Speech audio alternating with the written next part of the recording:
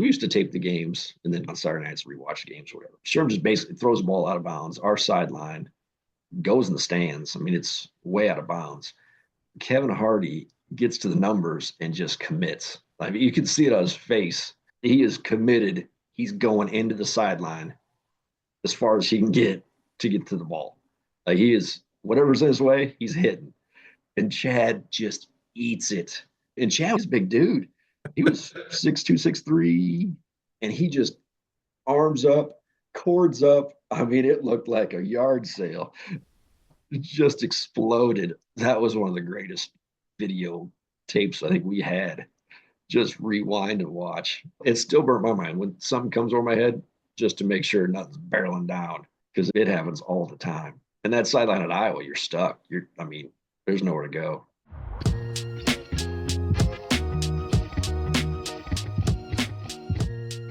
Welcome to the Gallery and Hurley Unfiltered podcast, Iowa Football Rewind. Subscribe now on YouTube or your favorite podcast player to get a behind-the-scenes look that you won't find anywhere else.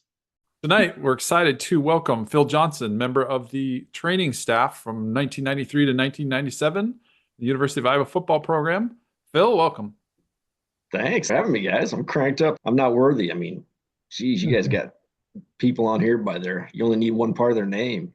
It takes a lot to run a football program. Training staff is one of the parts that's really unseen and really unheralded. So we wanted to kind of bring you on and get that side of the story and what your life was like back then and those pieces. So why don't you start off? Tell us a little bit about your background, from where you're from. From Akron. I noticed there was a famous Nobel Prize winner, which is kind of random for a 1,500 person town. So yeah, go ahead and tell us a little bit about that. Akron, Iowa, right on northwest Iowa. Everybody familiar with that part of the country, but north of Sioux City, about 30 miles, south of Sioux Falls, South Dakota, about an hour. So kind of right off I-29, but great place to grow up. I mean, small farm community, no stoplights, had a blinking yellow in there, town bar, town grocery store, town cop. So you kind of get away with anything as long as you weren't too stupid. Great, grew up there. I actually played football in high school. I think I entered high school football. I was 5'8", 95 pounds. But that was like everybody played, right? 48 kids in my class. So it was like a rite of passage just to be in high school. You had to play football. So everybody played, whether you're good or not. And some got better than others. But I think we all had a good time doing it. So kind of town was rallied around that. Friday nights, as everywhere, kind of small town. It was great. Akron, Westfield's about 6 miles south, even smaller than Akron. But yeah, definitely more livestock population up there than humans. But again, I don't remember my numbers from high school. My senior year, I was decent. Yeah, 33 catches, 522 yards, 3 touchdowns, I think. Maybe not. Yeah, that sounds pretty vague. It's burnt in my brain. Pride. That's We great. were pretty good. Great little rivalry, small town rivalries up there. And, we had a lot of fun. Did you compete against any guys that ended up going to Iowa? I know like Lamar's and some of those schools, or were they too big? Like John LaFleur and Jed Dull, all those guys were up there? Yeah, I mean, LaFleur was from Heelan, so a little bigger schools. We were 1A, but yeah, I mean, to throw out, when I got to Iowa, Sherm was a legend in my mind. Like, we would hit the Des Moines Register on Mondays and catch the stats from the weekend and the Saturday, Sunday paper, whatever we could get with the stats from the high school games across the state. And I mean, Sherm was shredded his senior year, so his name was always in there. So I was like, whoa, Matt Sherman, when I met him. So that was great. But the class ahead of me, actually, a guy named Jared Higman went to Nebraska. So that was a big deal for our small town. He was a great player. So I didn't play to my senior year because all those guys ahead of me were great players, no doubt about it. But otherwise, yeah, you get trying to think from West Lyon. I think LeVar Woods was from West Lyon up there, right? I think so, yeah. Yeah, kind of northwest Iowa. It seems like there's always a couple guys that come out of there. Ballers. I think Nick Harrington was my year, and he went to Sioux City Heelan, maybe. Yeah. Bigger school, but I think he had Heelan's pretty good accolades. Yeah. Those are most Catholic schools recruited kids. That's right. Yeah. They were Seemed a cheating. little unfair back then. They're cheating. That's great. And did you play a lot of other sports as well Yeah. as football? Same small Yeah. I town mean, kind of Iowa experience? right. But you talk about just different. And my daughter's in a huge school here.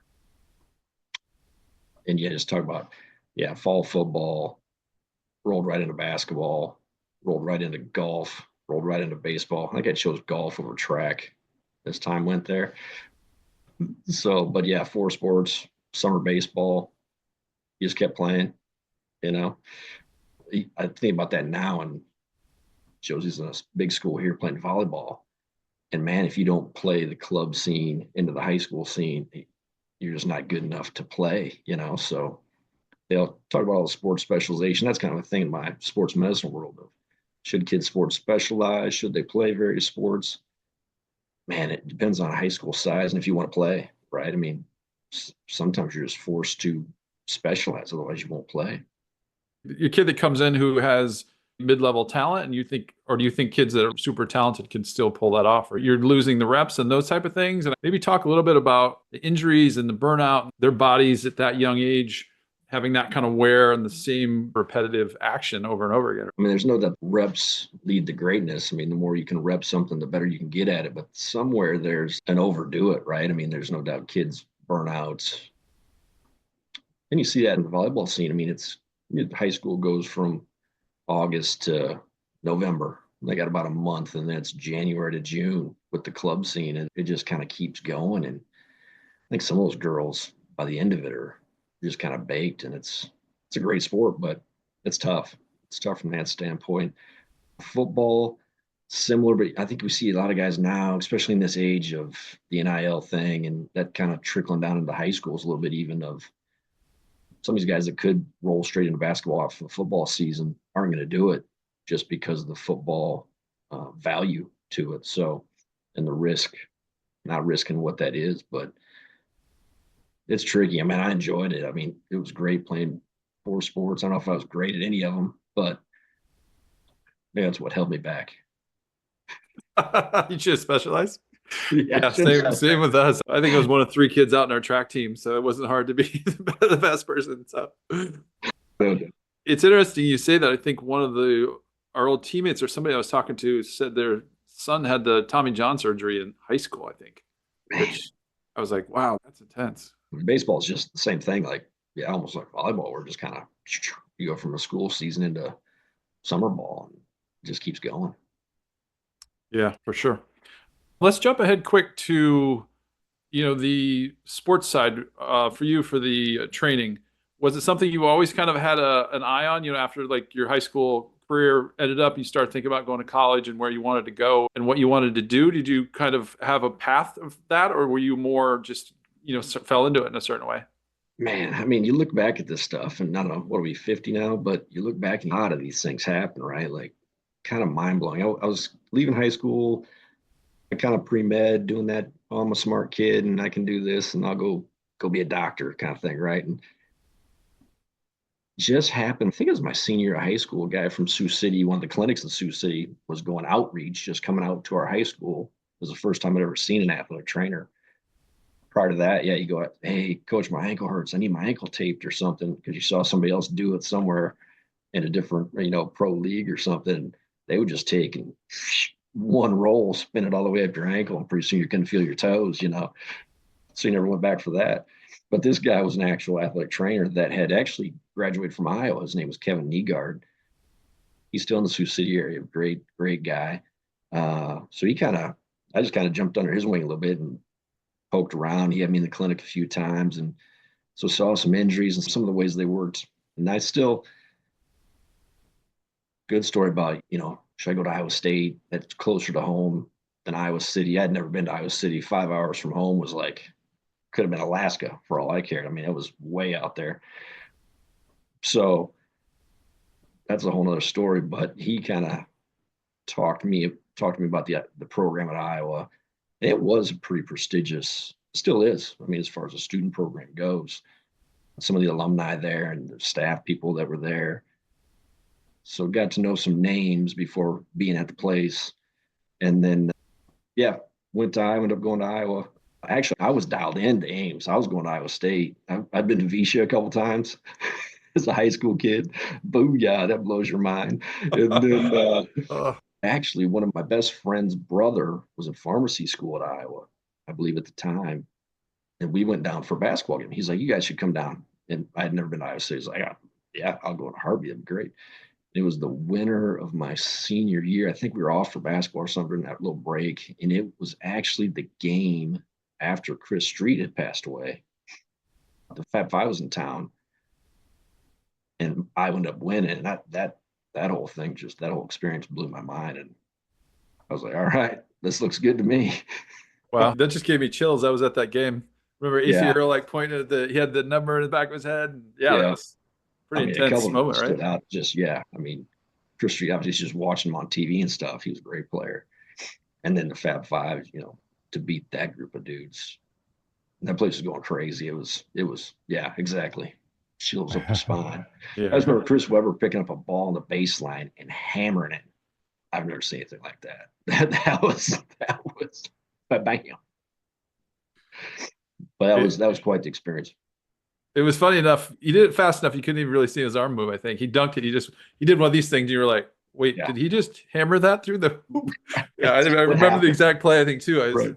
just dumbfounded. And I think I was lucky enough. I was getting recruited then, and so I was sitting on the floor. So I got like the front row seats of it, seeing those guys like jawing back and forth, and yeah, really intense, Wow. crazy game, and end up winning. Yeah, it was fun. Yeah, probably one of the most iconic or most well-known Iowa basketball games ever. I mean, Yeah. that's pretty crazy. I was watching the other night and they started talking about Chris and the whole thing that was going on. Just how still iconic he is, his family, and just what that was. So pretty awesome. Yeah, huge moment in the Iowa program. I guess Iowa in general, right? It was like a really big deal that way. And you also mentioning Veisha, that jogs some stuff. I never went, but I've heard stories about it. So I think it's done now, right? Or at least for what it was. I don't know how they could keep that going these days. That would be illegalities going on in Ames, Iowa. Yeah, right. Exactly. Exactly. I heard about a lot of stories, but never went there. I think it was always in our, like when we were in college, when was it, like springtime? Yeah, I think we were always in spring ball practice. Yeah. Or it was our spring game was probably at the same date or something. Right. Probably a good thing. Just the whole Greek system there was, I think they do a lot of good work, but that was a time. So I started pre-med and then I got to Iowa City and they had this observation program. And I think actually I lived in Slater Hall. Right out, were you in Slater? Yep. I was 7th floor in 92, 93 season or year. And then I think I moved down 93, 94. I was in 1st floor or 2nd floor. Gotcha.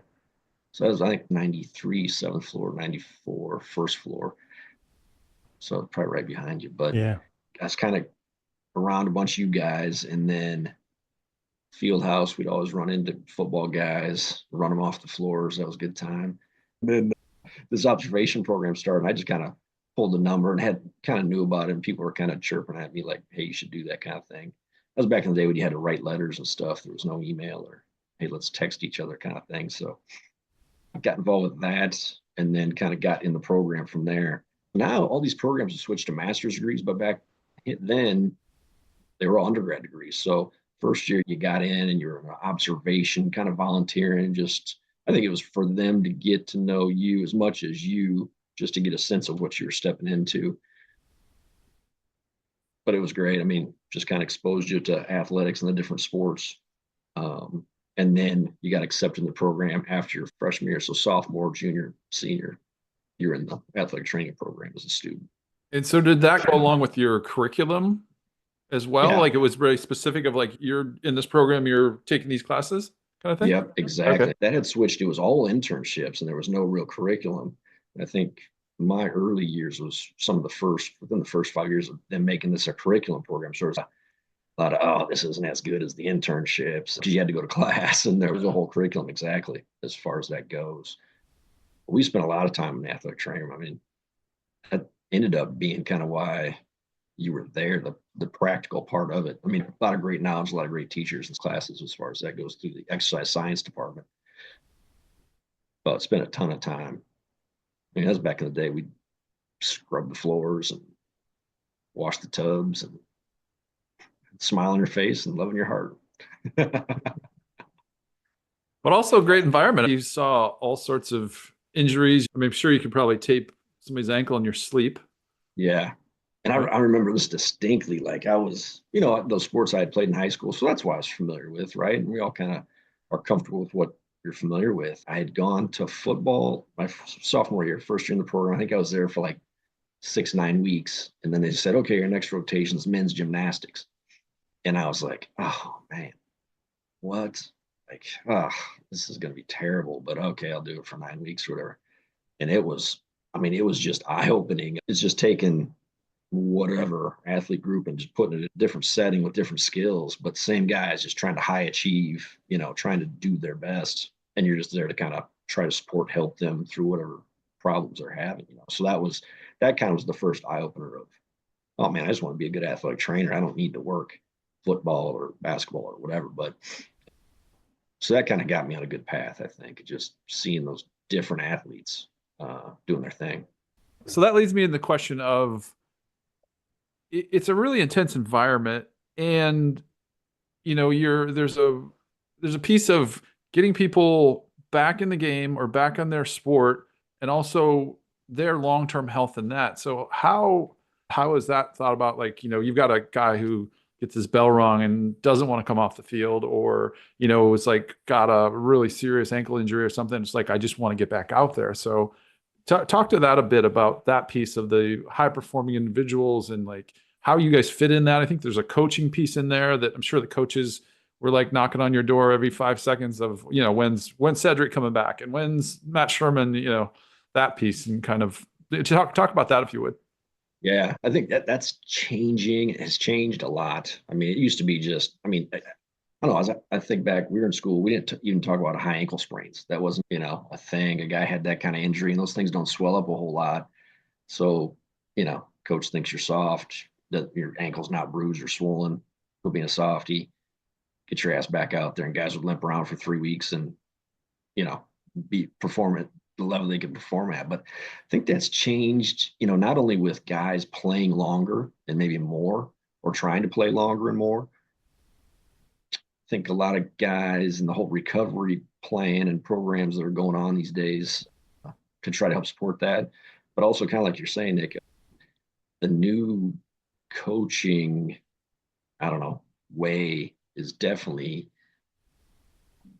and it's always been that next man up kind of thing. If that guy can't perform or can't do things, but the tricky part is different guys. I mean, guys are just so different. The same injury on two guys may affect performance vastly different. So I think that's the biggest trick for us. Like in the environment I'm in now, you just got to get to know guys. So hopefully by the time they are second, third, fourth year players, you kind of know how they respond to things, how they can handle things, help them manage it. But now if a guy, we got certain tests, some are pretty basic. Yeah, you got an ankle sprain, you can't get up on your toes. I'll just go tell the coaches you're out, And we'll let guys try if they want to try and kind of push a little bit. But I think there's some things that are safer to work with than others. Concussions have become a big one. I mean, just the basic test of a guy rolls an ankle or gets an ankle, can you get up on your toes, and can you walk on your toes? Can you put force off your toes? Can you hop? That stuff kind of separates performance paths a little bit. In-game quick testing, but the concussion thing is kind of the one that jumps out these days of there's no more, oh, I got dinged. Those dings are concussions, and you tend to sit. I've got a couple other questions along those same lines. So the concussion piece, are you guys actively looking for different signs that says someone is that? I mean, because there's things like that, right? I forget what they call it, but when their hands go up or they're shaking their head back and forth, or those pieces. Those have become like no-go signs in the NFL. I mean, there's 4 or 5 of those things. A taxi walking funny, where you're kind of going off the field weird, or posturing, the stuff that Tua, you've seen him do on the field there. Guys that lay motionless for more than 2 or 3 seconds. All those things or some guys that get up and grab their head or shake their head. A lot of times there'll be a person that dings us, spotters. NFL has those too. They'll buzz down to us, or they'll stop the game. They'll buzz the referees. You'll see those guys get taken off to get evaluated. So that's become a common practice. That's great. I suppose with the other injuries as well, it kind of depends on how critical long term it is, right? I'm sure certain things you get hurt and you can say, okay, the risk reward is there to do this and to Right. push through that part. You said guys are different. You think that's genetics or that's pain tolerance, or like what? Talk about that. I think it's kind of, pain tolerance is a big one. I mean, there's some people that just can turn it on and off. I've seen guys with significant knee sprains, ligament sprains, whether MCLs, PCLs, traditionally those two, maybe LCL, just isolated knee sprains that, I mean, they could miss 4 to 6 weeks. You see them the next day, the knee's big and swollen, but their quad works fine. Their knee motion is fine. Hey, can you jog in place? They jog in place. They have little pain and they don't even miss a week. There's some freaky things out there like that I think Sundays are full of those guys that just tolerate things different. But, I think it's exactly right. Like risk reward, it's a guy's senior season, it's a guy's freshman season. I think those are significantly different of just how guys know how to deal with things, or the speed of the game just mentally is different for those different age groups, So a lot of things kind of come into play there for sure. Yeah, tomorrow night. I mean, I don't know when this will air, but tomorrow night will be the Natty. I mean, that's just different. I mean, some of those guys aren't going to play ever again, Some of those guys are going to prepare to go to the combine NFL draft. So there's just different things come into it after the basics of just the evaluation stuff. Yeah, I guess I didn't think of those parts. It's interesting you say that. I think my brother at one point when he was at the Raiders, I think he leg whipped a guy, which is probably pretty illegal. And he broke his, I want to say fibula, the small bone in your leg. And he was back in 4 or 6 weeks or something crazy. They just put a plate in that thing and just sent him back out. He's like, well, it's not weight bearing. I was like, well, fair enough, I guess. I thought you broke your leg. I was like, I thought you were gonna be out for a while, but he's like, yeah, some of those, that's another great point. Like some of those gruesome injuries where you see the tibia and fibula break and their leg is kind of hanging in half there. A lot of those just take rods and plates and screws, and then there's no joint mobilization, so those joints can move quick, and it's just a matter of getting that thing to heal well. And once it's healed and the guy's comfortable, those things can move along pretty quick these days. Do you think the technology, like how much do you think the technology has jumped from like the 90s when you started this to now, as far as, all right, we can take guys and get them, back as fast as possible? I guess kind of to that same piece, maybe, I blew my Achilles out when I was out of school, and, I got connected with a really good, really young doctor or surgeon. And he was just like, okay, this usually would have been a 6 months process, where 3 months where you're just sitting, sedentary. And then he got me going like in the first month. And now you kind of look, I guess, with Aaron Rodgers and those pieces of him jumping in, going right away into almost kind of right after the surgery of that rehab piece there. Yeah, that's exactly it. I think the days of casting joints for 6 to 8 weeks, that was, I think we found relatively detrimental for that early period, right? Where, okay, you become comfortable in a cast, but you get out of that cast and it's a nightmare. Things are locked up, muscles have atrophied, they're weak, and it takes a ton of time on the backside. Now, the surgical techniques have improved for a lot of those things also. So guys, the surgeons feel more comfortable and in good hands that guys aren't going to mess it up. You can kind of get moving, you can keep the muscles working. The whole process is better on the front side. I think guys are way more comfortable on the front side.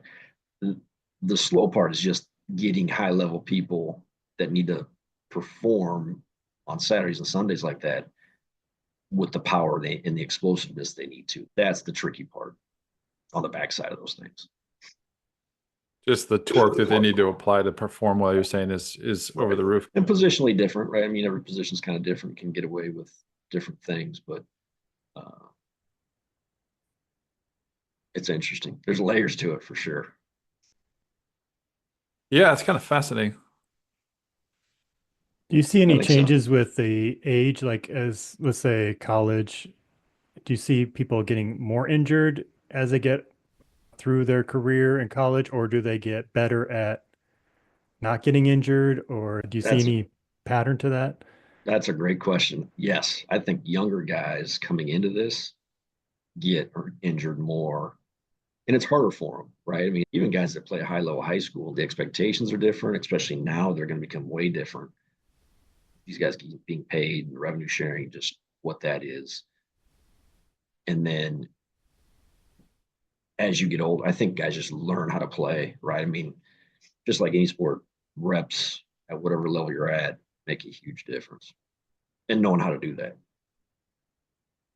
We just got a whole new crew of early enrollee freshmen, so kids that should relatively be, or really still high school seniors, graduate December, come to college.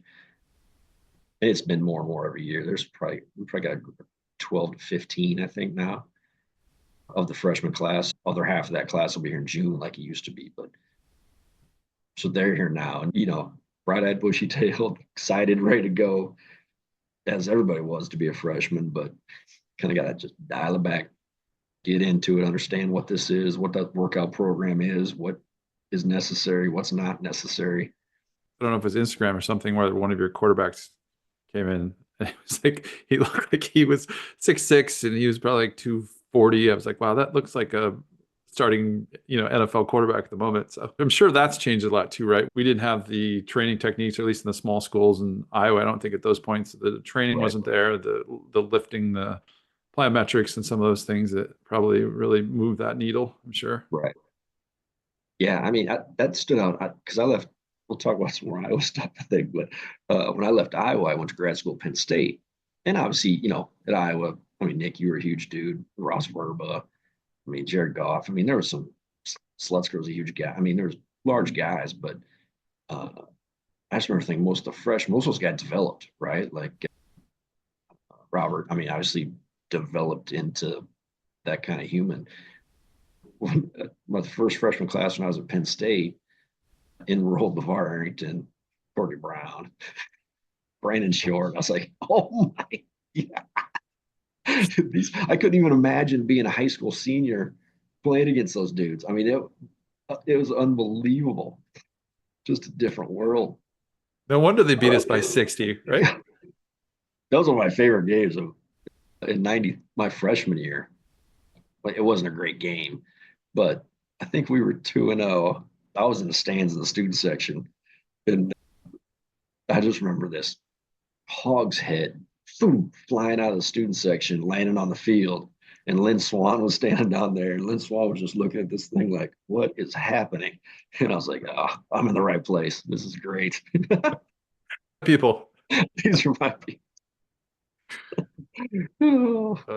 The first floor of the dorms probably got you set up for that too, right? Yeah, exactly. That was an interesting place. I was at Penn State from 97, 98 fall, and was done there in 99 spring. So I didn't work football.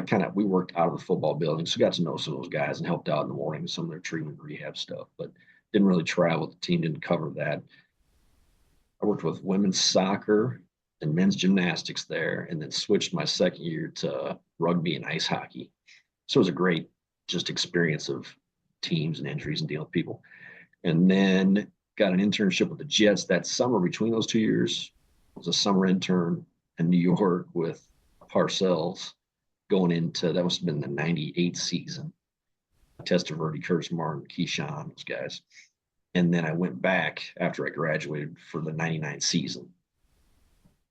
So 98, they did really well. They lost to Denver in the AFC Championship out in Denver. And then 99, Vinny tore his Achilles like first or second game, and it kind of went. I think we were 1-7. I think we finished 8-8. So that was Parcells last year, and that was wild. The whole Belichick was there, was going to be the next guy, and then ended up going to New England. So that was pretty crazy to just observe and see that as a young guy. And then Yeah. Oh, huge part of why I think I ended up at Michigan is Jumbo Elliott was on the Jets. I worked with him daily in New York, and he called, I believe, the head football guy that was at Michigan at the time, who also did all the hiring for all of athletics, Paul Schmidt, and kind of put in a good word for me. So I interviewed a bunch of places out of an internship there. I had 8 interviews, and I think a bunch of the jobs went to females. They were kind of, women's soccer, women's basketball. So rightfully so. And then my first job here was track and field hockey. And I loved it. I mean, track's crazy. It's a hard thing to manage. There's just so many people doing so much crazy stuff, running miles and miles and miles. But again, just people trying to work hard, do their deal, loving it. And then the field hockey girls, I mean, you guys, I don't know that they're tough as nails. They were great to work with. So I was having a blast with them. And then this football job came open my second year. And I was kind of like, man, I don't know. This is a blast. I can do this for a while. But just couldn't pass on the football gig. So jumped into that. And yeah, I think my first year I was making $25,000 doing the gig. I'd gotten married in June. I got here in August. And then that was good. Got married, didn't have a job. So I think father-in-law enjoyed that one. But then, hey, it's taking off from there. We're doing great. That's amazing.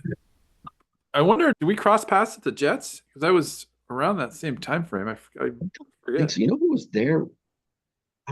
Maybe I was just leaving. Maybe just missed you because all those guys. It was the year that they changed the uniforms. I was there for that. Gotcha. You remember that at all? Woody Johnson just became the owner when I was leaving, I think. Leon Hess had died. Oh, got it. Okay. Yeah, I can't remember. It's funny you say that Jumbo Elliott. So Jumbo Elliott was on the extra point team, right? Or the field goal team. Yeah. So I think we were down at the Eagles playing a preseason game. So walking off the field or running off the field, Jumbo Elliott decides to, for some reason, I don't know why, basically punches me right in the chest. He just takes his goes like boom, hits me right on my shoulder pads. And he could be impulsive. I thought I was dead. I was like, if I'd had to do this 80 plays against you a game, I was like, no way in hell I would want to do that. That would be horrible. I mean, that guy was like a piece of lead in his hand, and just I thought I was just gonna like lay down and cry. It hurt that bad. And I played football my entire life, so I'd taken some hits. At that point I hadn't for a while, but I was like, oh God, that's gonna leave a mark. He was great. I think he was in year 13 when I was there. And I know he got a couple more in, I think, after that. But I learned a lot from him. I had some back stuff, like a lot of linemen do. And he had this routine where basically he was doing things that we were taught, you never do that for this kind of back problem. But it helped him. He benefited from it. And the head football guy at that time was Dave Price. He's since passed away, our PDP. But he says, hey, Phil, if you ever don't do this on Saturday night, before Jumbo goes to bed, you're fired. And I'm like, all right, sounds pretty good. I'll just every night go to his hotel room and we'll rock out this little stretch routine, and sounds good. And Jumbo's like 320 on a skinny day. I mean, he's thick dude. Not obese by any means, just big dude.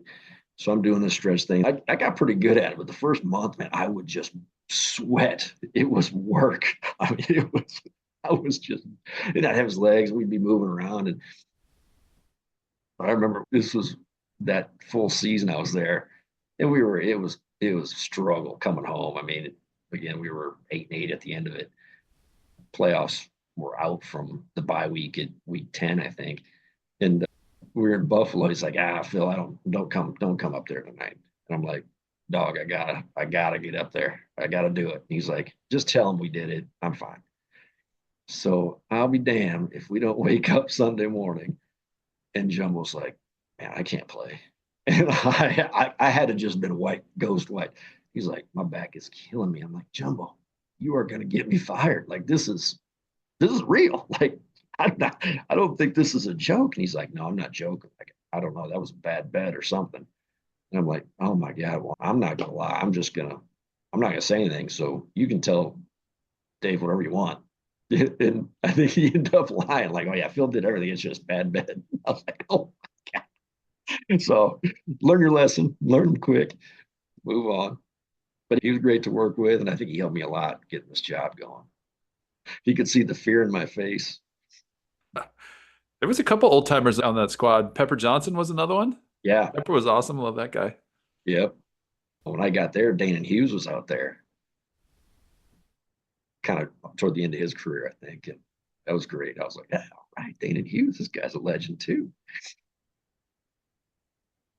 So that was fun, though. It was fun. Just seeing that level of what that was eye-opening. And did you have any like interest in trying to go professional in that route, or you were more the college game was like your style, or was that kind of a decision that was made for you, I guess? Yeah, that was interesting. I kind of had some opportunities, but just got married in, New York, and my wife wasn't really big into that idea of kind of being out there, starting family thing, but had some opportunities. NFL is still different, right? It's business, but that's what this is kind of becoming. But it's still, I still do enjoy just seeing the 18-year-old guys show up and becoming 21, 22-year-old, productive members of society, growing up. Just seeing that whole process is still fun to be a part of. Yeah, I think people also don't realize in the general public of kind of the support system that, these athletes need, right? They show up, we're right, just out of high school, just got to college, kind of this wide open, like, what are we doing? What are we supposed to be? How are we supposed to be doing things? And so I think the training staff was part of that, John Sreef and Ed Crowley and all those guys that were part of that support system of like, I'm sure you ended up being a therapist to some degree to some of these guys, right? Oh, you come in, you think you're going to take over the world, you blow your knee out, and then you're sitting for 6 to 8 months or whatever it is. And then having to kind of mentally work through some of these injuries, I think, big part. Yeah, I think that's a huge part of it. I mean, there's the actual skills and what we're taught to do and how to do it kind of thing, but then just the human side of it. And that's, you throw out John Streef. I mean, that I spent my senior year at Iowa with him at basketball, pretty much the whole year. And I still try to emulate some of the stuff Streefer, just how he moved and what he did and how he cared for the athletes. And man, it is hard. I think I'm a pretty good guy, but it is hard to be Streef. I mean, he's one of a kind, legend. But I'm grateful that I was able to witness and just be a part of some of how he did things. That was awesome. But yeah, you're right. I mean, from freshmen that just really, I don't know how you would prepare for this kind of stuff these days, and just everything that comes with it. I do have to check myself every now and then. This will be season 25 coming up, and a couple of years ago, I was like getting mad about, man, these guys don't have their insurance cards and just little stuff, and just kind of caught myself and thought, man, I think I was about early 40s at the time. I was like, the hell am I thinking? I don't even know where my insurance card is. Like, step back, help the guys understand what you're looking for, and they're all trying to do their best too. So as long as that's going on and everybody's going the same direction, you kind of roll punches. But the mental health side of things has changed a bunch. There's no doubt about it. I mean, that's a whole new crew. That's been nice to have other professionals come in, whether it's social work, psychologists, working with psychiatrists a little bit at some of the levels, to kind of offload that from just us trying to be nice people, and having professionals help deal with that stuff. We're hearing a lot from guys too, like when they get injured, that they go through a very difficult time, not just they're not playing, but it's almost like a separation from the team a little bit. And so, yeah, I think you're absolutely right. Like that they need that help or reinforcement or like encouragement, not only like, hey, that you're going to get better, you're going to get healed, you're on the right track, but also like, this is tough and you're going to feel disconnected. You're going to want to quit. You're going to transfer. Right. This is normal. This is okay for you to feel that way. And to just say, this is a part of the grieving process of an injury. And You'll get over this and it will be better and you'll be in a good spot. And I think that's to be able to do that and help guys through that and gals, that's really powerful. And has nothing to do with really the treatment of the injury, but it's that mental side. Right. Yeah, that's become way more identified. And I think for me, I don't know, the littlest thing of like just communicating, guys that communicate through this whole process, I don't worry as much about because they tend to be able to verbalize things a little bit better. The guys that don't, those are the guys that pay a little more attention to and get a little more on a path to just help them understand what that is, right? Because yeah, I think most of them don't even understand kind of what they're feeling and how it's going, you know. So that's been a big part of the process. Gotcha. I had a question. I think a lot of these bigger programs are really starting to dig into the metrics more for these kids of nutrition, maybe sleep and that piece. Are you guys involved with that a lot, or is that more of a weight coach strength and conditioning program? I guess maybe there's a part of that. Yeah, I mean that's so for us, I think most institutions now it's kind of the sports medicine department manages the injury illness part of things, very closely intertwined with nutrition. We've got a 3-person nutrition staff, and that's great too. Because I mean, that's the only C I ever got at Iowa was nutrition. That class was at 7:30 in the morning. I hated it. It was across the river. I'm not a fan of nutrition, but I think it's important. I just don't want to deal with it. So that's been great to have a separate group of people that kind of help with that. And then they're great. And, you know, that's exploded since the deregulation. Like, you know, you remember back in the day, like you can be provided bagels and a spread and nuts and fruit. There's so many regulations that there was no nutrition. It was just for yourself and find food, right? Yeah. Now, I mean, there's menus, there's setups. These guys get personalized. The nutritionists have some different things. A DEXA scan is one of them. Kind of anything where they can kind of manage body comp, lean tissue, lean mass, water levels, hydration levels, things like that. They do a great job of dealing with that. And that's got a whole supplements. You know, they kind of keep a close eye for guys. Everybody's trying to get some edge, take something, make sure it's legal. Trying to stay away from that whole nightmare scenario of somebody testing positive on a drug test. So they do a great job of that kind of stuff. And then the strength and conditioning crew, they have put more emphasis on, yeah, like you mentioned, sleep, soft tissue work. It's not all just, I mean, I'm trying to think. The last time I've seen somebody puke in the weight room, it's probably been a decade. If that were to happen now, it'd be alarming. Like, whoa, what's happening? Is the kid sick? What's going on? It's shifted quite a bit. I mean, I think back, we used to go on 3-mile runs. The guys would run 3 miles down to the golf course and stuff. And I mean, it had a purpose, but this football team need to go run 3 miles. I don't think so. It's a little more streamlined, a little more rational, maybe, from back in the day, as far as that goes. But guys still putting some work. I mean, the intensity of things probably cranks up a little bit more sprint work, power development, things like that. As far as that goes, I think those 3, and again, I mean, you mentioned earlier, the mental health side, I think that group, that part of the team also integral. But it takes a village. I mean, the position coaches, the coordinators, head coach, and you could throw the video guys in there. I mean, all those, it all kind of, that's what, like for us last year, it was all, I mean, it was slick. I mean, everybody was kind of communicating there, but everybody knew how to work with each other.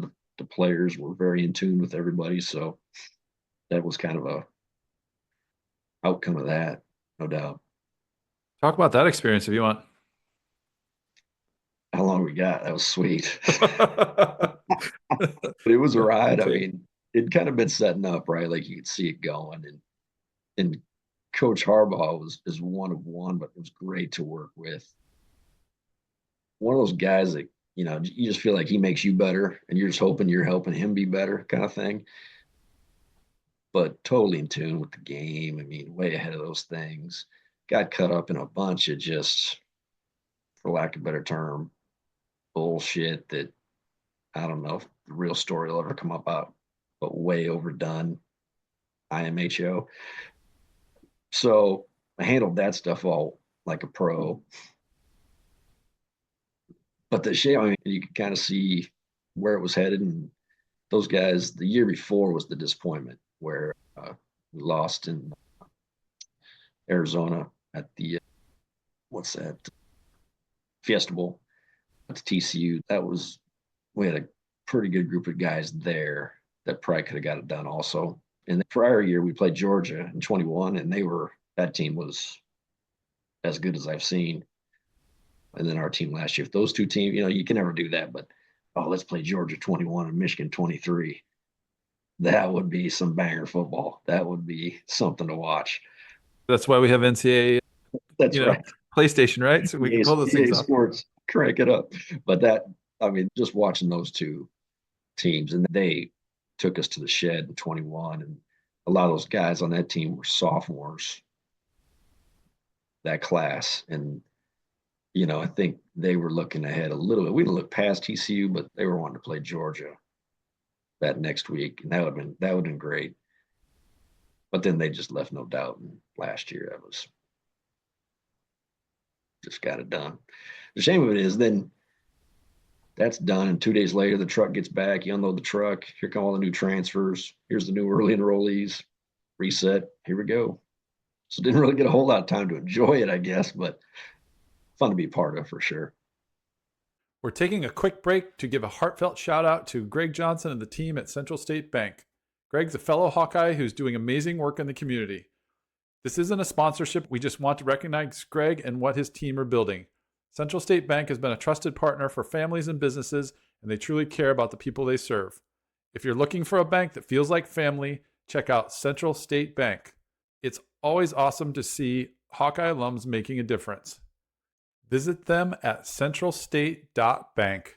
You touched on an interesting piece like football in general, right? People want to win, and I think you've got to have some shots at it, right? It just doesn't happen the first time, and you've got to be kind of around the hoop, per se, to go through the process and to win like that, right? I think even probably the Lions, right? The Lions got beat yesterday, whatever it was. And so I think there's that part of having those top tier programs that you've got to just be in that conversation or in that environment enough to do it, right? I'm guessing.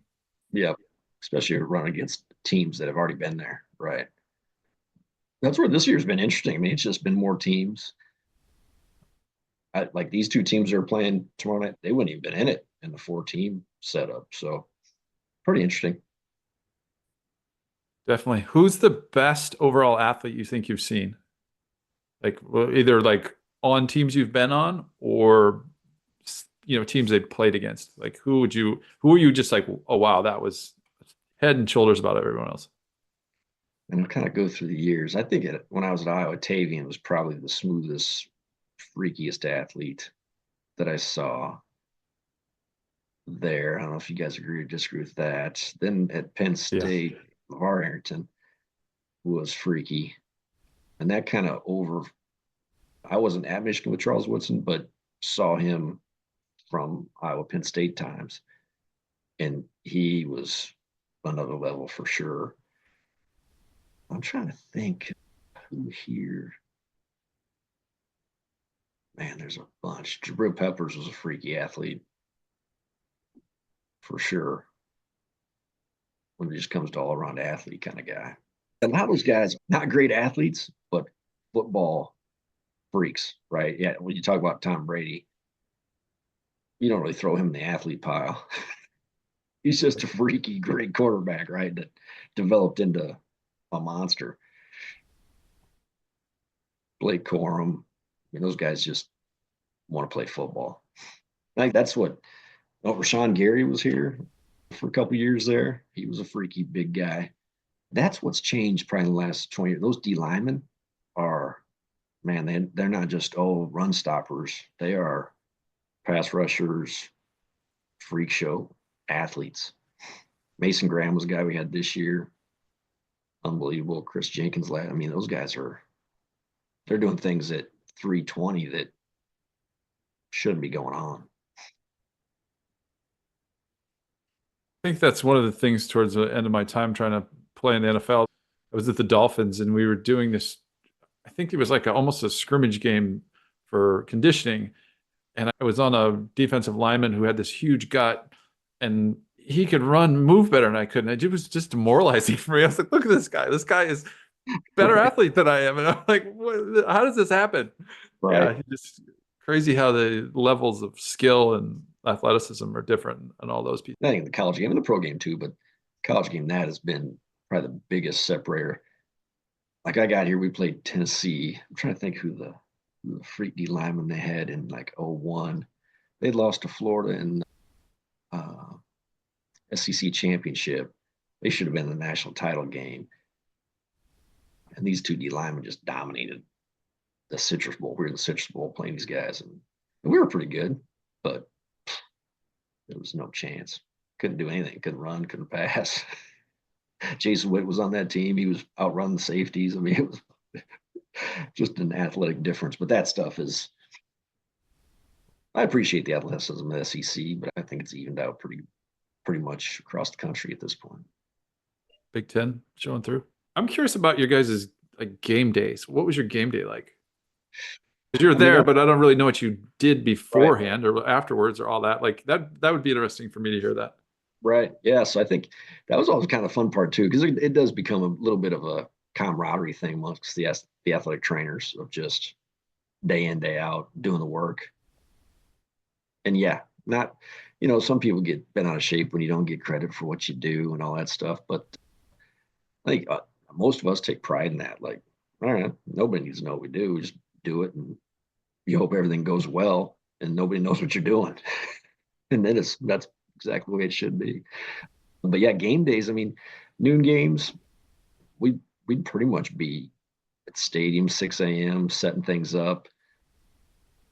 We'd get tape set up the field, get the locker room set up for whatever need to be inside the locker room. And it just takes time. There's probably 4 of us that would do that on game days. And then it's, I don't know, whenever team arrives from a hotel, it just goes. Then it's rolling. Were the guys on a schedule? Like you're going to go first, starters go first, and backups, something like that? I can't remember at Iowa how that went. We were all in Jacobson by the time I'd got there. At Michigan now, so it's kind of interesting. We'll go from the hotels. We just use our home building, Schembechler Hall.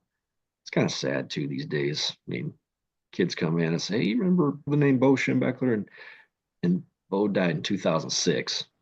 So nobody, this generation has no idea who Bo Schembechler, Hayden Fry. They don't know who these guys are. Joe Paterno's almost a forgotten name, So, I got a good Bo Schembechler story too. I'll have to get to. But anyway, now we come to Schembechler Hall, 8 a.m. The team goes through walkthrough. We start taping, but we have tubs and some treatment stuff, so they can kind of got about an hour and a half where they can do whatever they want to do to warm up, work on some tissue work, do some things, get ready. And then we tend to tape most of the non-starter people at Schembechler, go to the stadium for about 2 hours ahead of time, tape most of the starters. Anybody with problems will tape at the stadium. And then specialists at, that 90, 70-minute mark, whatever the clock gets going, that just kind of group by group go out at that time. So it's become a big deal now. We got this thing, it's called a medical timeout. This is probably in the last couple of years. Some people are still trying to get it established, but it's basically a timeout at about it'll be 90, 60, or 45 minute. I kind of prefer 45 minute because the whole team's out warming up. Medical crew, ambulance crew, paramedics, those spotter people that kind of alert us to things. We all meet, home and away team with the stadium facility people and just go through any issues, what people's signals are to make sure everybody's coordinated and can get access and handle emergencies if they happen. Is there a situation where you guys compete against the other squads like the trainers do? Like the trainers have a knockdown, drag out flag football game, I think, correct? That used to be big. The managers used to have that big game. We'd sneak in those every now and then back at Iowa. But that's still a big thing amongst managers. I mean, I know our group of kids, I think they go on Ohio State, Michigan State. That's a big deal. There's a little trophy that goes back and forth for the winner. The trainers, not so much these days. That reminds me of intramural flag football. We were flag football champs when I was in school, and Russ played with us. Russ Haynes, if you guys remember Russ. Yeah, sure. And I think back, there was one game. This was probably, man, into September, October, and he was a receiver of the flag football team, and man, the ball hits him. It made that sound like, oh, something happened to a finger on that thing. I couldn't remember if he dislocated or fractured a finger, but I just remember thinking, man, I don't know how Russ is going to tape. Like that's almost a career ender for an athletic trainer. Dislocate a finger. But he must have bucked it up somehow. Ed would have crushed him. That's great. Tell us the Bo Schembechler story. Oh, that was great. So I took the job in 01, and Bo had an office in Schembechler Hall, just kind of upstairs. It would come and go, just kind of hang out. And he was out of practice, and he had a little stool he'd sit on. And I said, Coach Schembechler, hey, Phil Johnson, my new staff member here. Just kind of introduced myself, and I said, I'm from Iowa, and man, I got to tell you, I'm not trying to rub in anything, but that '85 game is legendary. I mean, I grew up in Iowa. I was a 10-year-old in '85, and all the way through college, that game is just, gets the blood pumping. And he just shakes his head and he goes, "Those damn referees and their holding calls." And I was just like, okay. I don't remember a holding call. Remember that field goal just split the uprights. But he was great. I mean, he was exactly what you'd think Bo Schembechler would be.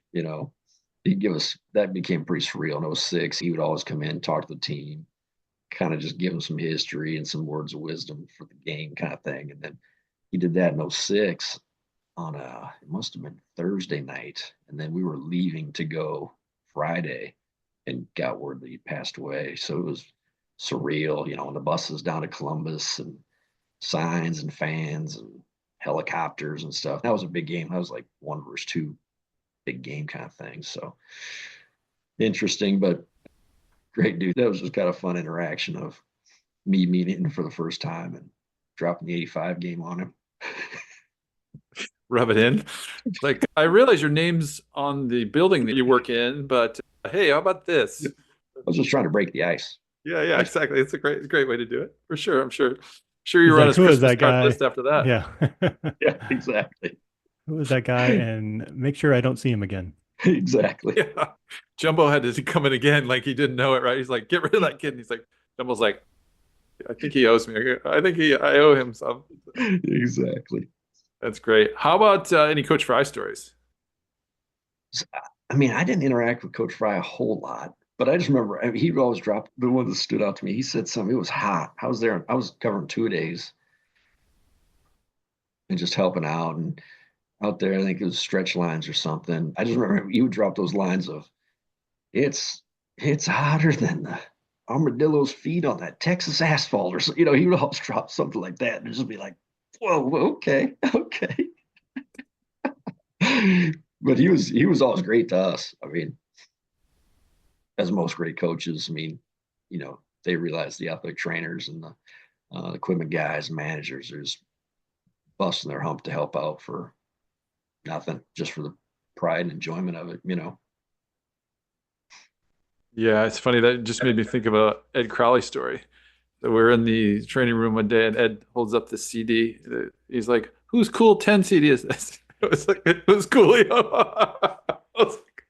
We all looked at each other like, oh, okay. We didn't tell him about it, but it was funny. For some reason that stuck in my head. That is awesome. That is Ed right there. That's amazing. I learned a lot from Ed too. He was just a professional as far as that goes, Or we'd go on the road trips, and he would break out. He'd just always be reading these journals, like Journal of Athletic Training or Journal of Sports Medicine. And as students and young professionals, you're like, what? We're in Columbus. Where do we go? Like, what do we do Friday night? And just be reading these journals. And a couple of years ago, I was like, I've become Ed Crowley. I'm just reading the journal. like 2 beers, I'll be up all night. Like, right? Yeah. Start making those choices. Some sleep See you, or having a beer. Yeah. see you in the morning. Yeah, exactly. Have fun, kids. No doubt. Don't call me if you get in trouble. No doubt. Great. What, any other Iowa stories you have? So my roommates were managers. Chad Hansen, I think, worked with linebackers, and Jamie Kleesner, I think, I don't know, DBs. Oh, yeah, Anyway. right. I forget about Jamie. Yeah, Dyersville. Yeah. That was good. He got us back in the field of dreams. Ran the bases. Darkness. Under the cover of darkness. But anyway, this one was great. This is back in the VHS tape days, right? Illinois was in Kinnick. And those guys on the side. That's back in the day, the corded headphones, right? All the headsets were corded. So those guys spent most of the day just cording, just weaving those cords around so nobody got tangled up. And Hands had linebackers. We're playing Illinois, and this is the time. So Susie Rice, Kevin Hardy. We used to tape the games and then kind of dink around on Saturday nights, rewatch the games or whatever, and just chitter chatter about what was going on. And we've had to rewind this 100 times. We've had almost burn out the VCR on the tape. I mean, this is just burnt in my brain. Sherm just basically throws the ball out of bounds. Our sideline goes in the stands. I mean, it's way out of bounds. Kevin Hardy gets to the numbers and just commits. I mean, you can see it on his face. He is committed. He's going into the sideline as far as he can get to the ball. Like, he is, whatever's in his way, he's hitting. And Chad just eats it. I mean, you see him just get it. And Chad was a big kid. He's a big dude. He was 6'2", 6'3". I mean, big guy.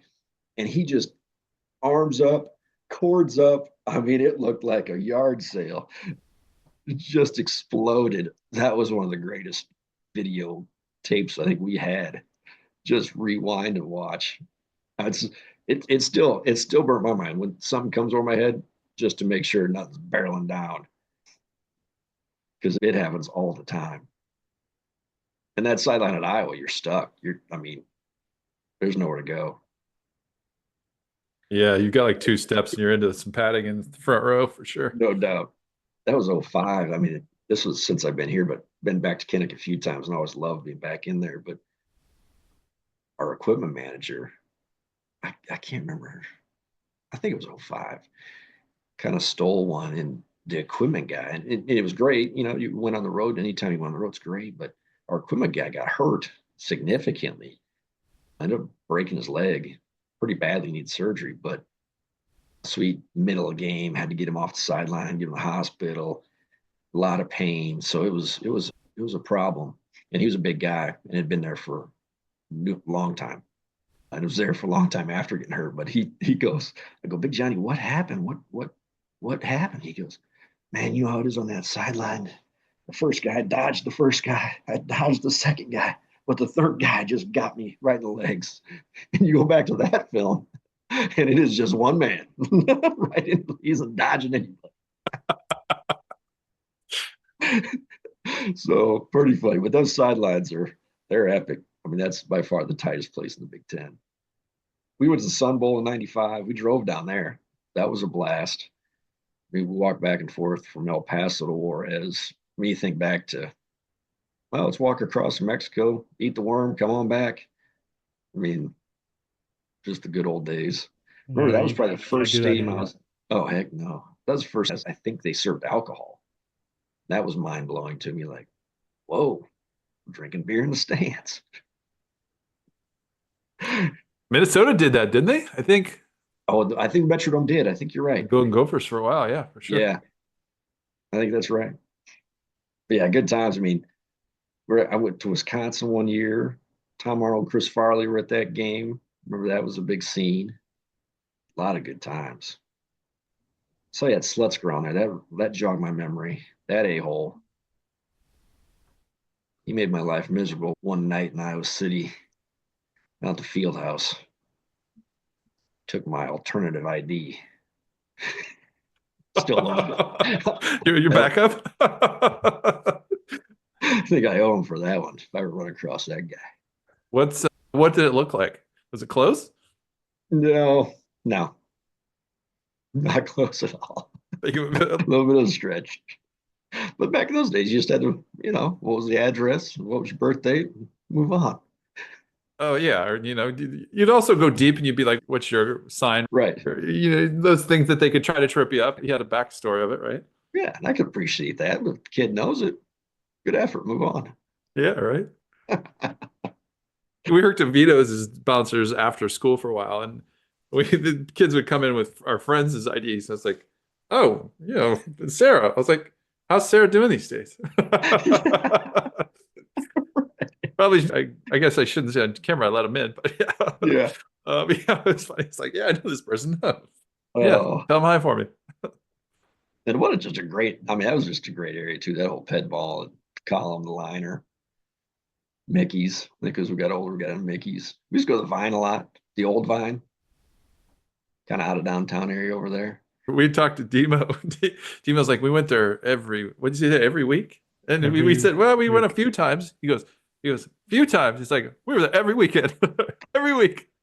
He was kind of mad that we weren't. He's like, 10-cent wings, and 10-cent wings is the best. Right. Like, Yeah. That was the draw, right? It was the 10-cent wings. Dying on the floor laughing, listening to him talk about the fine wings. He was awesome. It was like being around Demo. What were the other sports you helped with at Iowa? You started in football, you went to basketball, you went to men's gymnastics. Where else did you help out? Think back. I think those were all 9 weeks. So I think there was 4 of them. And then there's 2. So I think it was football, men's gymnastics, track and field, maybe baseball my first year. And I think it was football. Man, I can't remember what the other one said. Second year. I can't remember that. And then senior year was basketball. I bet that's what it was. And then my senior year I went back, was basketball the whole year. And that was great. That was great because, I mean, this doesn't happen anymore either, but Streeford kind of started with football in the fall, worked with football through the whole season basically, and kind of bounced over to basketball every now and then, but he would let you go. So I was relatively independent, thinking I was running the show over there at Carver. And that year we went to the Maui Invitational. So that was a blast. I mean, I was over there by myself, me and Doc. And that was a riot. I mean, that's another one. Yeah, you jump off the bus and Magic Johnson, hey, welcome to Maui.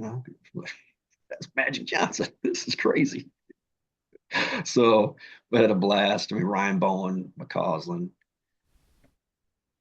Kenyon Murray, those guys. Andre Warridge he was one of the best players I've seen in person. I mean, he wasn't the biggest guy, but man, he was in control of the rock. I mean, he was fun to watch. That was good. Chris Kingsbury. I mean, he's a legend, right? He just was ahead of his time. Like, you get across the half court line, she shoots it. I was like, the guy was just too old, right? He just born at the wrong time. Yep, ahead of his time. But those were great dudes. I guess the best thing too that you guys, when you went out, you could also give yourself IVs if you needed to. Yeah, you probably could get into that. Never did. What was like the strange or weirdest injury or situation that you remember just so far? I know you heard the Sherman interview, like trying to get him ready to go with a broken foot to play in a game. Anything like that come to mind? I mean, it was a shame because it just settles with his back. I wish there was more we could have done with that to help. And these days there is. I mean, just a lot of different tools of trade these days that probably could have helped him a little bit more. But man, one sticks out. And this was my senior year. This humbled me. Trey Bullitt I think he was an incoming freshman guard, shooting guard. And I just remember he was there for like an individual workout or something. I was taped him up, and boom, snap, broke his foot. And I was like, man, my tape job broke that guy's foot. Like that one kind of set me back onto, all right, pay attention to what you're doing. Hindsight, I don't think it had anything to do with breaking his foot, but you tape a guy and he rolls an ankle or hurts his foot or something. I mean, that one sets in pretty good. So that's still that kind of stuff still bugs me to today. Like if I tape a guy's ankle and he injures ankle or foot, I'll lose sleep over that. So that one, I remember that kicking me in the groin pretty good as a student. Ryan Bowen had some things that were interesting. He was great to work with. He had an issue in Maui that kind of popped back up later in the season, Wisconsin. That was a learner, without throwing his medical information out there, but just all these things kind of add up to get you where you're at, and then you just fall back on those things. So all that stuff that I ran into at Iowa, I remember Vernon towards ACL. That was a big learning experience, just to see good and bad of that a little bit. I'm trying to think of what else. Gallery was always hurt. Robert? I got hurt once. Yeah, hurt my ankle. Did you have a hammy one time? Big ankle sprain when I was playing tight end or trying to play tight end. Nice. Right. Faking as tight end. Yeah. Yeah. That's about the only thing I think I've ever had. Yeah, for sure. But yeah, there's been a bunch. I mean, there's been a bunch of injury things that, just settle in. And it's interesting because, this will be season 25 coming up. And just this past year, there's 3 things that I've never seen. You just anticipate something's going to happen that you haven't seen. For as experienced and well-read as you get, it just happens. Do you have like a network or association of trainers where you guys get together and talk and share notes and network and kind of, I'm sure like during games or before games, there's some connection there, but is there some formality to that? And, are these journals like connect all you together? How does that work? Yeah, I think it kind of just starts small and goes out, like just in the state, in the people that you've grown up with a little bit. I mean, mentors, those people are always pretty tight. But even in the Big Ten, there's 18 of us now, head football trainers in the Big Ten, that we get together once a year, but there's always a text chain that kind of goes around about, hey, what are you seeing with this? What's developing here? What's going on? And it doesn't tend to be, hey, what's going on with Iowa? What's going on with Michigan? It's more global, like, hey, how about these agents? What's going on with this? What are your guys doing post-career, or what are you doing with the freshmen coming in? Stuff like that, it's always good to just kind of bounce off of people. And everybody's got different medical systems and different setups. So it's a little apples and oranges here and there, but that's a pretty good network, pretty good people. Yeah, for as much as Michigan dislikes Michigan State and Ohio State, and Iowa dislikes Iowa State, and Minnesota and Wisconsin, everybody, the medical staffs all kind of go through the same thing a little bit. So not share any secrets with anybody to put you at disadvantage, but a lot of camaraderie there too. And ultimately just trying to take care of guys. Like, everybody just wants to take care of their guys to the highest level that they can. You mentioned the health systems. We had no idea. Maybe Nick, if something happened, you got covered. Do you know, like, how does that actually work behind the scenes? The football department pays the bill if someone has to go to the hospital and get treated. Is there like some kind of big plan that everyone's covered under? We don't really even know. I don't remember having insurance, so to speak, but we know that if something happened, you're going to get taken care of. It's football related. Right.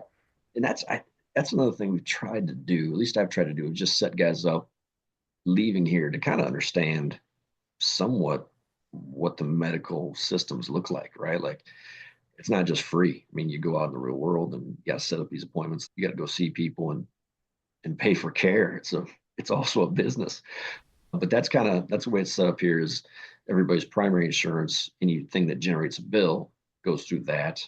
And then institutions tend to be either payers of whatever's left over or denied by insurance, or there's a secondary policy that pays off whatever's denied.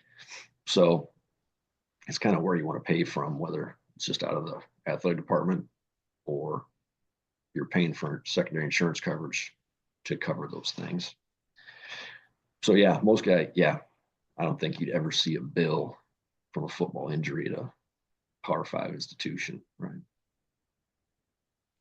It's interesting here you talk about the excellence piece. I think it's like it permeates all levels of the programs, right? It's like you guys, you're still thinking about that one thing you did back, 25 years ago, and that you might have done something wrong. And, I think a lot of the guys we talk to hold on to those pieces of, the failures. So it's interesting to hear that side of it kind of going all through the program, I guess. Maybe that's why people are successful, right? Because you just have that air around the program of this is what we do, things the best things. And you said as well with the Big Ten, it's great to hear that, the Big Ten's its own collective too, right? That they're in this kind of group that's trying to do the same thing. Yeah, we're all competing, but they're, want to do the best and find the newest thing and all that too, right? So it's cool to have that other bigger kind of collection of people that are working towards the same goal. Right. And that probably got ingrained in me at Iowa a little bit of just like I was saying with gymnastics, and I think Penn State the same way, and obviously Michigan the same way, where it's just nobody's like, it's just women's basketball. Like it doesn't matter. It doesn't matter. It's these people are trying their damnedest to be the best they can be. You got to match that, to do that. And I think that stands out too, Nick. Like you said, like the bad years, you kind of learn more from than the national championship year. There's just more that stands out.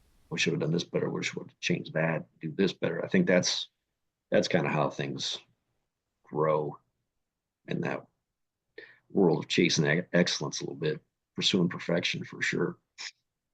I think we also should have a live stream of people that call in that say, okay, Matt Sherman in this game, did X or whatever that they were disappointed about. And then, someone like you comes on and says, well, the night before he couldn't even touch his toes, and like, give the backstory of that piece too, right? That's probably interesting for you to see in those pieces where you see the general fan and the public and everyone, really criticize, this person's had a terrible game. And you're like, well, dude's finger yesterday was doing this kind of thing, right? So it's, I can imagine that's a weird piece to be in that side, know the inside and be like, I'd love to tell everyone what's going on, but right.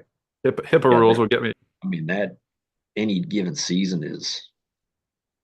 there's 30 stories like that, right? That you don't know what a different outcome would be of this doesn't happen or you did this, you don't know, but you know what the outcome is when it real time, so it is interesting for sure. And the whole it would be great to be able to talk more, but the medical thing does put the cuffs on you a little bit.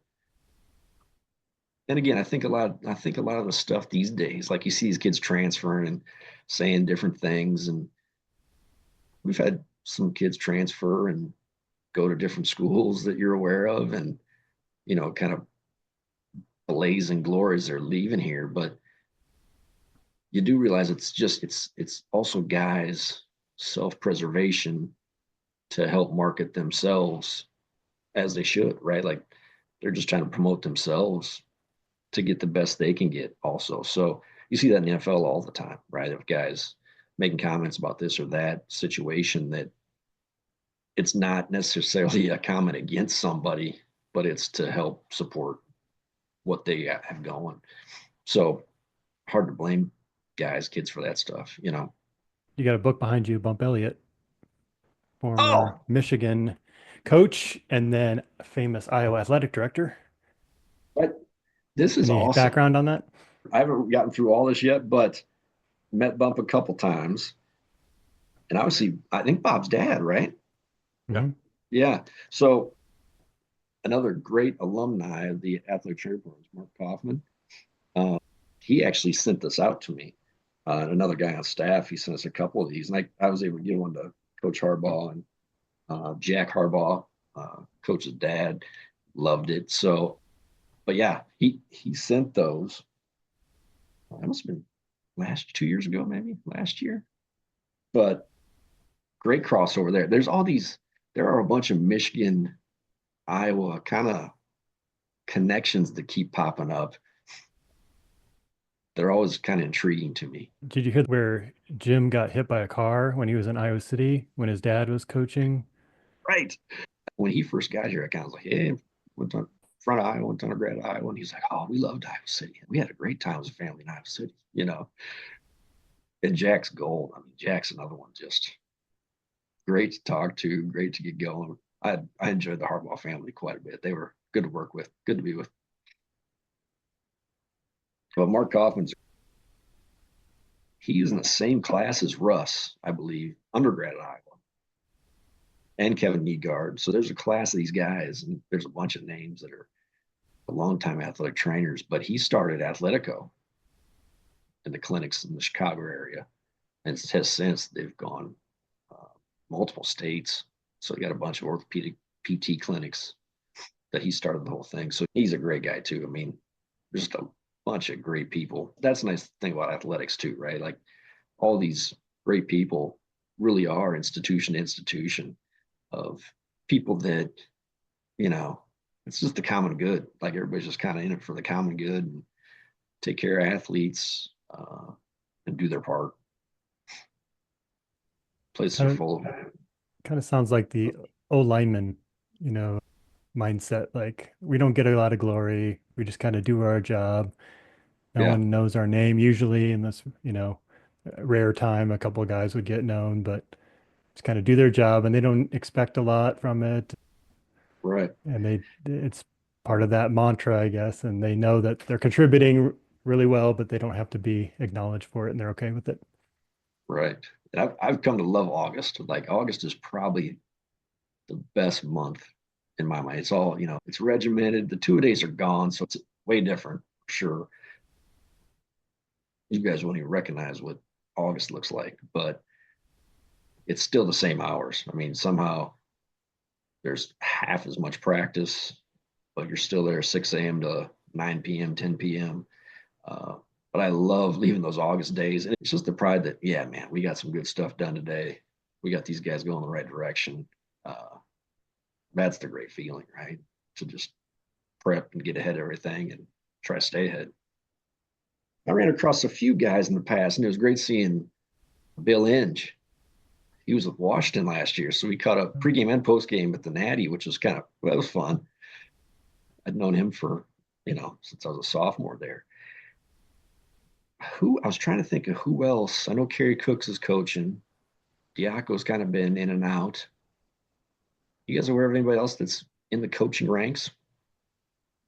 Yeah, there's quite a few. So Diaco's down at LSU, I think, right?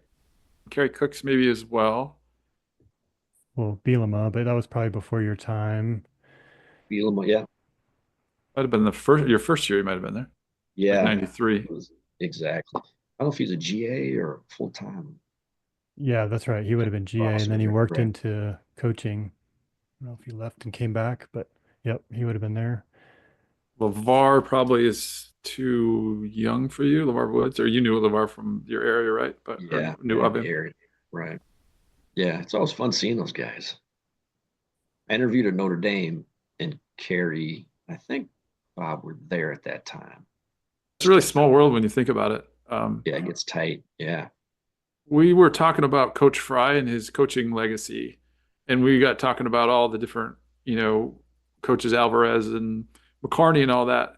But then I got thinking about it more as it's even bigger because you've got like Matt Hughes, you've got Cedric Shaw who's training these kids, like just that reach down to the high school level, right? The majority of guys we talked to have been high school coaches and been involved somewhere in that piece. So just to think to have that impact, that large of an impact is wild to think about. And I'm sure, like you were saying with some of your colleagues as well, right? Just to have that reach, and then, you know, even to the high school levels and that. Yeah, it's cool. Yeah. Yeah. Football's a sport as a lifestyle. It sticks with you, right? I mean, it's a life thing. Yeah, that's one of the things I've had people, you know, before I had my daughter, they say, oh, if you had a son, would you let him play? You know, because of the injuries and the, you know, head trauma and some of that stuff, the TBI. And I just, there were so many parts of the game and the experience and the people that it was really hard to say if I had a son, I'd be like, you know, you couldn't do this kind of thing. Cause it just molded me, I think, and gave me access to, you know, to a lot of different things that I don't think I would have got in the real world otherwise. Right. Or not in that way, at least. So I think there's a whole piece of that part of, it's not even the actual game, right? It's not the touchdowns and all that stuff. It's the people around it and the support Yeah. system and those things. Lessons. I agree. I get that question a lot. And obviously it's a personal decision, a family decision, wherever people kind of want to go with, but no doubt it's changed so much. Like the 1990s were better than the 70s. The 2020s the equipment is so much different. The rules, the exposures are so different relative to the 90s, 2000 even. Much safer from that aspect of things. But I would have no problem letting my son play football, right? I mean, everybody's experiences have been kind of different for sure. I mean, person to person, but safety wise and health wise, I think can almost help health safety if guys use it to be better, just be aware of things much better than others. I got a kick out of, I don't know, it was a couple of years ago. This all happened at once. I don't know why things happen, but we had our worst 3 missed time injuries were from outside of football for the year during the season. And then about the same time across the ticker, it just kind of, ESPN loves to highlight stuff for some reason, but it was some 78-year-old football player that had his knee replaced, right? And the same day, my 78-year-old mom was having her knee replaced. And it all triggers like, yes, football can be dangerous. Things happen in football, but things happen in real life all the time, so obviously I have a job because of injuries in football, but I think it's as safe as it's ever been. And it's continuing on that path too, It'll be interesting to see 20 years from now what it looks like. So, but it's been great. Thank you so much. That was awesome. We're glad we dug in and got to hear all these things. Yeah, great. All the great athletic trainers out there in Iowa lore. Glad I could represent us. I think Ed and Russ would be good to get on there, and Ed anyone Russ, else you suggest, that'd be great. I mean, if you get Ed Russ and Street at the same time, that would be mind blowing. That'd be awesome. I mean, those guys all had a huge impact on my career for sure. I owe those guys a ton. There's no doubt about it. I can't imagine the stories that Streeter has either. He's probably got the most of them, right? He's probably. I would think, yeah, he kind of crosses over a lot of. I mean, when it comes to University of Iowa, he's tuned into it. He's got a huge network. I don't know. Back in the day, he must have worked just nonstop because he was like sending the football, people everywhere doing that thing. The basketball, there was like bowl games. Like he had his hands in everything. It was impressive. Yeah. And he basically ran travel for all of those and baseball, I think. It was intense. He was in meals and he was all over it. Yeah. Overly impressive for what he did. There's no doubt. Russ was one of the first people I texted after winning the national championship and just let him know I'm better than him at this point. You rubbed it in? You were like, check this out, motherfucker. Yeah. Yeah, you guys probably get rings, don't you? Yeah. Oh, yeah. Yep. Yeah. Yeah, you got a picture of those. Yep. That was that's awesome. He was on some great teams, though. There's no doubt. That's funny. I thought you were going the other way. I thought you were going to be like, oh, thanks for mentoring me in that. You're just like, suck it, buddy. Just got to make sure. Hey, you got to remind feel good him. about that, right? Yeah, exactly. You should feel good. Yeah. Look at him. I mean, I guess it's kind of on par with the Michigan people I know. So, I mean, I don't know if you. I mean, Jumbo's nice. Jumbo's nice, but I mean, he's a little bit of an arrogant asshole too. I'm joking. That reputation does travel at times. There's no doubt. Oh yeah, I remember. I was a freshman. I think maybe we went to play at the Big House, and people coming in just in the bus 8 o'clock, and people were just like, "F you." It's like this is. There's worse than this place out there. Yeah. Yeah. But they were not. They were. I was like, oh, okay. I was not expecting. Yeah. This much. I mean, it wasn't Iowa State by any means, but right. There's enough hate and discontent there. Yeah. Yeah, I don't want to drag out, but I did enjoy those Big Ten title games playing Iowa. I had fun with it. Not that we beat Iowa, but it was just kind of fun for me. Of hey, there's the Hawks. Hear them over here. It was kind of a little existential full circle kind of thing, So that was a good time. It's all competition too. Sherman works for Learfield for the Gophers, right? Can we find a different place for Sherman? What's going on?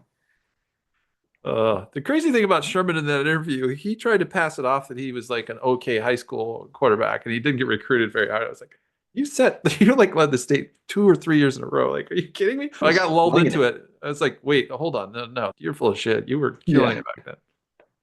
So I'm glad to hear you say that he was crushing it. So. Yeah, he was a name for sure. Oh, he had yeah. a great career too. You guys had some good teams. I think Tavian was one of the athletes I was really like, wow, that's a different breed or different level. Yeah. And we got some people asking, like, you think Tim or Tavian are faster? And I was like, you get Tavian running full speed. I don't know that anyone beats him. Yeah. But didn't RT say he beat him in the He did, yeah. I think RT had some secret skills that people kind of got caught off guard on. But when I was in high school, I played against Tavian in soccer, and so I knew how fast he was. And he'd do the same thing. He'd kind of jog around, and you're like, think you're kind of keeping up a little bit, and then gone if he wanted to, right? So I kind of knew that. So when he signed, I was like super excited because I'm like, that's a special talent to come to Iowa City.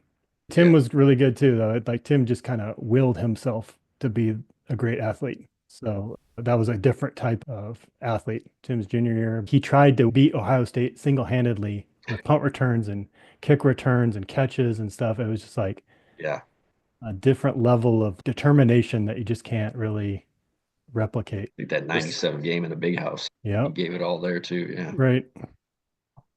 Just like maximum effort at all times too, right? It's just like he is giving every ounce of whatever he's got right now. Right. Then he like ran on the field one time to take water out because something happened. There was miscommunication or they didn't realize there was a timeout. Right. So he grabs a thing of water and sprints out there. And it's like handing it out to the defense. Just crazy. That's Russ's fault, by the way. Yeah. Yeah. We'll blame it on him. We're gonna start our Twitter war between Russ and Phil here. This is amazing. He wouldn't want it the other way. Trust me. He enjoys it. But I remember some of his pickup games at the field house and Tavian. He was another just explosive guy, no doubt. D-Rob, another big athletic dude, Those guys were good dudes. It's funny. I used to cut hair in the dorms, so used to, set the seat out in five and a half, if you remember that. So literally we take the dog out and it's a golden retriever. And so she just picks up every stick in the world, like burrs in her fur. And I literally today was like, I want to dust off my old trimming skills. And so I just was like, trim the dog's ass today. I was like, oh God, this life's gone full circle here. How far I've come, right? Yeah. I was like, oh wow, am I really doing this? Should I just pay someone to do this? That's the old school Iowa mentality where it's like, there's people that do this for like $100, right? That I don't have to be. I went back to my hometown for a while. Blood pressure drops by about 20 points. Oh, I'm sure, right? Yeah. Did you guys go up to Okoboji a lot as a kid? Yeah, that was the hot spot, right? Okoboji in the summer. Spirit Lake Park. Yeah, right. We had a lot of fun up there. I never got any offers, but could have probably played football at Northwestern College, Orange City, small school. I think they are NAIA, and then Buena Vista, kind of Storm Lake area. Yeah, sure. Those are places I kind of sniffed around at, but I wasn't going to be a football guy. Isn't there a college at Okoboji? University of Okoboji? Yeah, University of Okoboji. You want to play football there? I could have played there. What were those for, like promotional shirts? Yeah. Like a fake Somebody just made them. I remember like people had those and wore them around, and I just assumed that was a real college, and then later like, oh wait, that's I just made up. That was pretty funny. There's no doubt. We should make those but like football shirts for them. Be like, University of Okoboji football. Take the riff one level farther. That'd be fun. Right. No doubt. This next 5 years is going to be interesting to see which path it kind of heads down, I'm worried, but yeah, hopefully they kind of all get on the same page and do what's right for the whole sport, not just certain conferences. It's great the guys are getting paid. It's great that they can access that stuff. You just hope that they can settle this down so guys can actually develop as football players, as people, instead of bouncing school to school. I think it's not a long-term helper.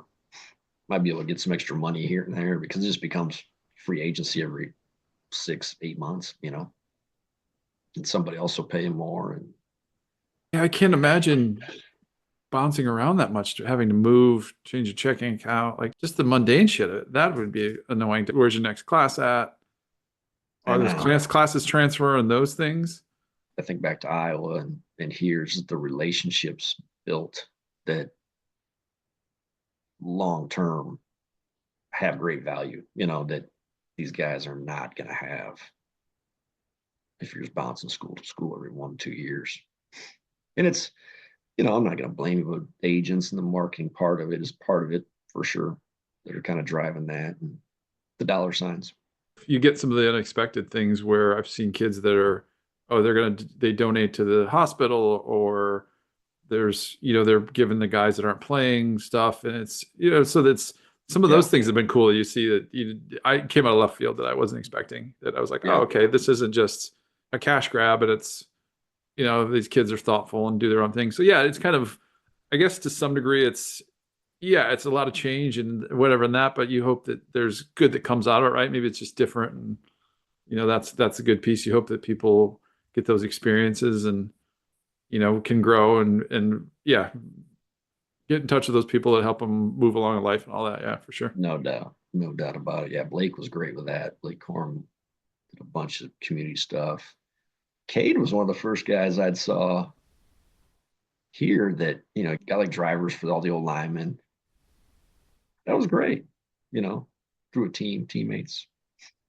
But yeah, I mean, it'll keep looking like the NFL. It'll just be a matter if we can get it organized like the NFL. Yeah. And I guess you see kids even like, I'll watch some of the Instagram stuff where there's, somebody who had left, they were still in touch, were commenting on posts from guys that were still there, right, kind of thing. So there was those friendships that they were still kind of, or looked at least from the surface that they were still doing that, right? Still reaching out and like, supporting. Yeah, good. No doubt. That's what lasts. We saw Mike Daly at the bowl game. We're like, man, I hadn't seen that guy in, 25 years. And you just, just stuff like that, right? It was awesome. He was still doing well. He, you heard about his coaching and some of those things. And yes. That's cool. Cool to keep those connections. So. Right. A bunch of you guys are in Nashville, huh? A handful, yeah. Matt Hughes, us, Daly, Epinesa. Epinesa is like the mayor of Iowa now, I think. He took the mic from Gary Dolphin at the Hawk Huddle thing. It was just like, just took over. I was like, oh, nice, Epi. And I don't know if I've seen that side of him. I mean, as he should, right? It's like great to see those kids go through there. All right, sir. Well, thank you so much. Appreciate the time. Make me look good. Yeah, we'll try. All